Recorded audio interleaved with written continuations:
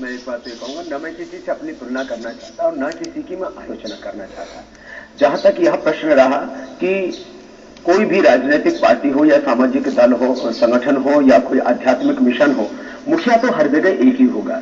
और जहां एक मुखिया नहीं होता है, जहां सारे ही सरदार होते हैं, सारे ही जो है लीडर होते हैं, वहां कभी कोई संगठन, कोई परिवार और कोई भी, मैं तो कहता हूं बिजनेस में भी एक आदमी मुखिया होता है तो वही बिजनेस आगे बढ़ता है। तो एक मुखिया होने में आपत्ति नहीं है। इस देश के करोड़ों लोग हमारे साथ में, और मैं अपनी टीम जो है आपको आज तो नहीं बताऊंगा, लेकिन हमारी टीम जो है, जो कोर टीम होगी वो भी मैं आपको बता दूंगा। इस समय हमारा पूरे देश भर में संगठन है, लाखों लोग जो वरिष्ठ कार्यकर्ता हमारे उसमें काम कर रहे हैं, करोड़ों लोग उसमें ऑलरेडी ग्राउंड पर काम कर रहे हैं। मैं आपको एक बात और भी बता देना चाहता हूं, हमारे संगठन में करीब 10,000 पदाधिकारी हैं इस समय, जो बेदाग निष्कलंक जीवन जीते हैं, एकदम पावन चरित्र है उनका। तो इस देश में बुरे लोग बहुत कम है, अच्छे लोग बहुत ज्यादा हैं, बस उनको अवसर नहीं मिला था। और ये चारों तरफ इसीलिए ये गंदगी और ये बेबसी, और ये आप स्वयं और ये सारा देश मानता है, करोड़ों लोगों की जुबान पर एक ही लफ्ज है और करोड़ों दिलों में एक ही दर्द है कि ये करप्ट पॉलिटिकल सिस्टम और करप्शन खत्म होना चाहिए। आखिर खत्म करेगा कौन? तो जो जिस व्यक्ति के ऊपर पूरा देश भरोसा करता हो वो ऐसी पहल करे नहीं, और जिन पर भरोसा है नहीं उससे उम्मीद कैसे कर सकते हैं? तो इसलिए इस चीज को आप किसी से भी, मैंने कहा कि आप जितने भी आपने नाम लिए, मैं किसी से कोई अपनी ना तुलना करना चाहता, ना किसी की आलोचना। जिस इरादे के साथ मैं आगे बढ़ा हूं, जो लोग मुझसे प्यार करते हैं वो सब देश से भी प्यार करते हैं। इसलिए स्वामी रामदेव को प्यार करने वाले लोग वो एकांगी नहीं है कि स्वामी रामदेव को तो प्यार करेंगे लेकिन देश की बारी आएगी तो वो देश उनके लिए पीछे हो जाएगा। ऐसा है ही नहीं कतई, क्योंकि मैंने जिन लोगों को, करोड़ों लोगों को तैयार किया है, शुरू से ही मैंने उनको आत्मरक्षा के साथ साथ में राष्ट्र रक्षा के उनको मंत्र दिए। स्वामी जी देखिए, मैं आपको लगातार फॉलो करने की कोशिश करता हूं। आपके बड़े बड़े आयोजनों में मैंने देखा है कि सारी पार्टियों के नेता, मंत्री, मुख्यमंत्री आपने जब जब बुलाया है बड़ी तादाद में इकट्ठा हो गए हैं। आप राजनीतिक और दल और इन सारी चीजों से ऊपर उठ करके ऑलरेडी एक बहुत बड़े फॉलोअर बेस को अपने साथ लेकर के चलते थे। अब चूंकि आप राजनीति में आ गए हैं तो मैं नहीं समझता हूं कि अब आप 10 मुख्यमंत्रियों को एक साथ हरिद्वार में अपने किसी आयोजन में इकट्ठा कर पाएंगे। देखिए, मैंने कहा कि मैंने यह जो संकल्प लिया है, यह मुख्यमंत्रियों को बुलाने के लिए या किसी को हटाने के लिए नहीं लिया है।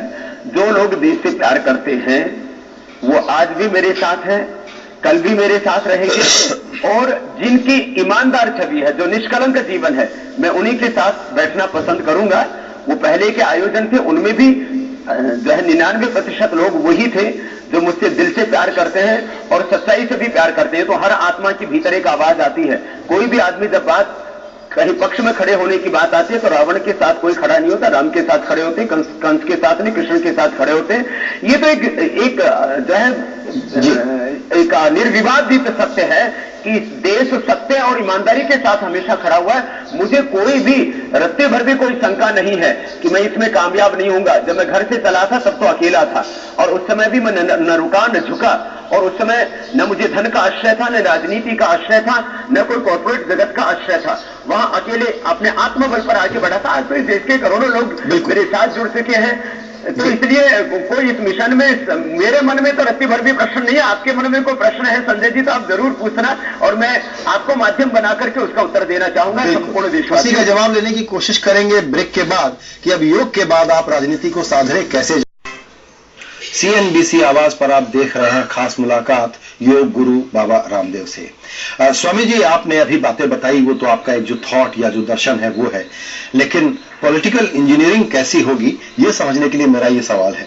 रामनवमी आ रही है, लोग रामचंद्र जी को याद करते हैं। आप वाल्मीकि बाबा को याद करने की कोशिश करेंगे उस दिन, क्योंकि यूपी में मायावती का राज है, दलित वंचित तबकों की एक राजनीति है, और 2012 में चुनाव होने वाले हैं। तो आप ग्राउंड पे क्या इलेक्टोरल इंजीनियरिंग कर रहे हैं इस वक्त? संजय जी, मैं पहले तो एक दो संशोधन करना चाहूंगा। पहले आपने बोला था राष्ट्रीय स्वाभिमान नहीं, अपना वैसे जो संगठन है वो भारत स्वाभिमान है, और जो अपना राजनीतिक जो पार्टी का नाम होगा वो अभी देना शेष है। और एक तो आपने सर्वे की बात की बहन वृंदा के साथ और पॉलिटिकल विजन को लेकर के। 2 दो बड़े चैनलों ने पीछे जो है वोटिंग करवाई, तो उसमें लोगों से पूछा क्या बाबा रामदेव राजनीतिक भ्रष्टाचार को मिटा पाएंगे, तो 93% लोगों ने कहा हाँ मिटा पाएंगे। और क्या राजनीतिक गंदगी को मिटा पाएंगे, तब 92% लोगों ने। तो बात यह है कि पूरे देश के अंदर जो एक निराशा का वातावरण था वो तो आशा में तब्दील होगा, इसमें कोई शंका नहीं है। जहां तक आपने प्रश्न पूछा ग्राउंड वर्क की बात, एक एक जिले में हम भाई संजय जी 5 से 10 लाख मेंबर बना रहे हैं, और एक एक जिले में ऑलरेडी हमारे 10-10, 20-20 हजार, कहीं कहीं पर तो 1-1 लाख ऑलरेडी मेंबर बन चुके हैं हमारे। और अप्रैल महीने से मैं 5-5 लाख लोगों के कार्यक्रम, जिसमें सुबह योग होगा और योग के बाद में हम उनको, ये जो हमारा विजन है कि हमने क्यों ये जोखिम भरा कदम उठाया, क्यों इतना बड़ा पंगा हमने बोल लिया, उसके बारे में भी हम बात करते रहेंगे। और इसी वर्ष एक बहुत बड़ी आंधी और तूफान भारत की राजनीति में आने वाला है। जहां तक रामनवमी का प्रश्न है, उस दिन हम भगवान श्याम का चरित्र जिन्होंने पूरी दुनिया के सामने रखा, ऐसे महर्षि वाल्मीकि के नाम हम एक धर्मशाला हमने बनाई है, जिसमें करीब 1000 गरीब लोग ठहर सकेंगे। और वो ऐसी सुविधाएं होंगी, शायद वो सुविधाएं होटलों में भी उपलब्ध ना हो लोगों को।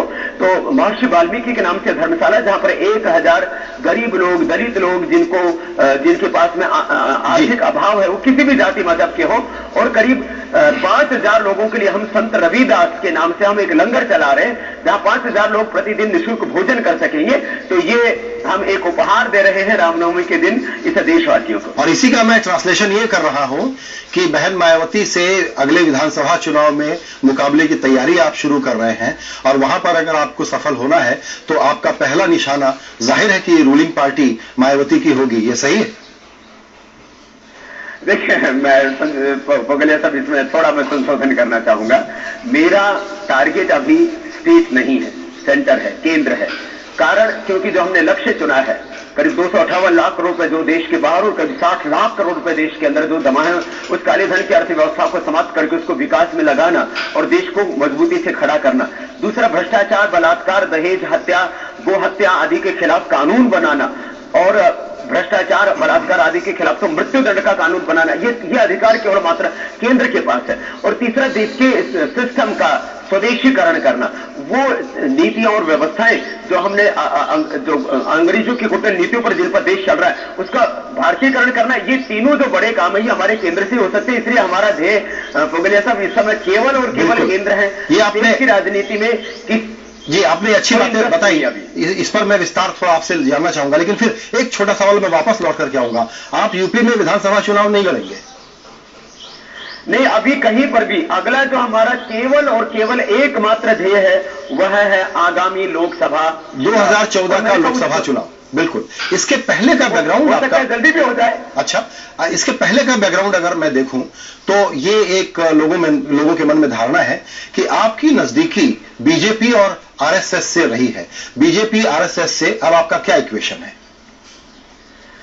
नहीं, देखिए, जितने भी सात्विक शक्तियां हैं, मैं बार बार इस बात को दोहराता रहा हूं, जो तीन जो हमारे एजेंडे हैं, इनमें जो विश्वास रखता है वो आगे उनसे जैसे जैसे ये तो वक्त का प्रवाह है, उस वक्त के प्रवाह में हम देखेंगे जो तीन हमारे जो एजेंडे हैं, काले धन की अर्थव्यवस्था समाप्त करना, भ्रष्टाचार, बलात्कार, गोहत्या आदि के खिलाफ मृत्युदंड का कानून बनाना, और जो है देश की नीतियों का स्वदेशीकरण, भारतीयकरण करना, इन तीन नीतियों में जो विश्वास रखेगा और जिसका जीवन पूरी तरह से पारदर्शी होगा, निष्कलंक होगा, जिसके चरित्र पर कोई दाग नहीं होगा, ऐसे बेदाग लोगों को हम अपने साथ में लेने वाले हैं। वो कोई भी हो, किसी भी दल के हो, किसी भी संगठन के हो, हमें कोई किसी से नफरत नहीं है। मैं तो घृणा की राजनीति में विश्वास करता ही नहीं। मैंने तो एक प्लेटफॉर्म बनाया है जहां पर सच्चाई और ईमानदारी के साथ में इस देश को बचाने के लिए, आगे बढ़ाने के लिए, भारत को विश्व की महाशक्ति बनाने के लिए काम होगा। तो इसलिए इसमें घृणा की, नफरत की कोई जगह नहीं है। चूंकि देखिए स्वामी जी, अब आप बिल्कुल राजनीति में आ रहे हैं तो इसके कुछ इंटरप्रिटेशन होंगे।